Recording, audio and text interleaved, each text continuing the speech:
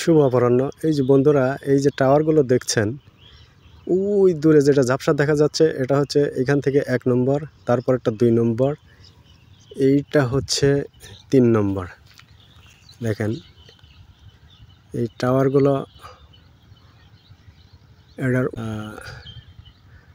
দেখেন এটা হচ্ছে 3 নম্বর টাওয়ার,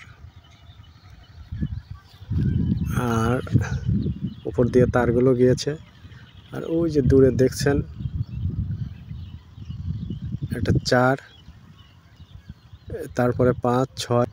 এক সময় এই সমস্ত টাওয়ারের নিচ দিয়ে ফেরি চলাচল করত। এখন তো নদী ভরে গিয়েছে। নদী ভাঙনের সময় এখান দিয়ে প্রচুর পানি ছিল, সেই পানি শুকিয়ে এখন চর পড়ে গিয়েছে। এখন এই টাওয়ারগুলো শুকনো জায়গায়। যখন এই টাওয়ারগুলো নির্মাণ করে তখন এই টাওয়ারগুলো পানির ভিতরে বিভিন্ন প্রযুক্তি ব্যবহার করে ওনারা বসিয়েছে। বন্ধুরা, এই যে জমিগুলো দেখছেন, এগুলোতে বর্ষাকালে পানি ঢোকে। আর পানি ঢুকলে পারে প্রতিটি জমিতে যখন বর্ষার পানি ঢুকবে, বিশেষ করে নদী অঞ্চলের জমিগুলো প্রচুর উর্বর হয়।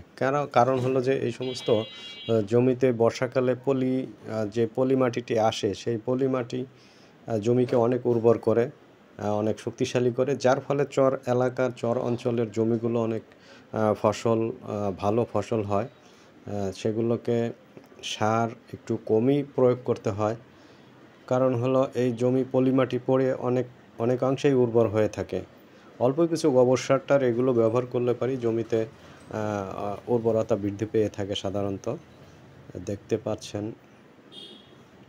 এরকমভাবে প্রত্যেকের জমি উর্বর হয়ে থাকে। প্রতিটি ভূমিতেই পানি ঢোকে। পানি ঢোকার ফলে দেখেন অনেকাংশে উর্বর হয়ে থাকে। অনেকাংশ না, বহু অংশেই উর্বর হয়।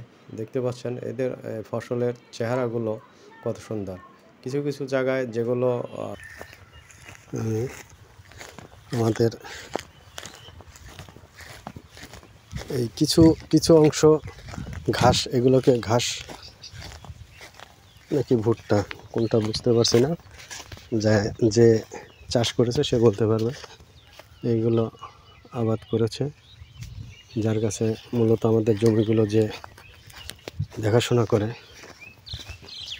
সে বলতে পারবে।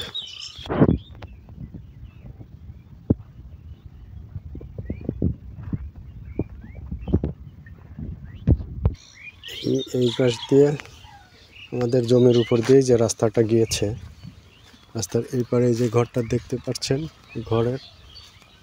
ঘর এগুলো আমাদের। অন্যান্য লোকজন থাকে, ওই যে ওনারা আছে, যে দেখতে পাচ্ছেন ওটা ওনারা থাকে। তো বন্ধুরা, আজকের মতো এখানেই শেষ করছি। আমার এই ভিডিওটা আপনাদের কাছে কেমন লাগলো জানাবেন। কমেন্টস, লাইক, মন্তব্য, ভালো মন্দ যেটাই হোক অবশ্যই জানাবেন। আজকের মতো এখানেই শেষ করছি। ভালো থাকবেন। আল্লাহ হাফেজ।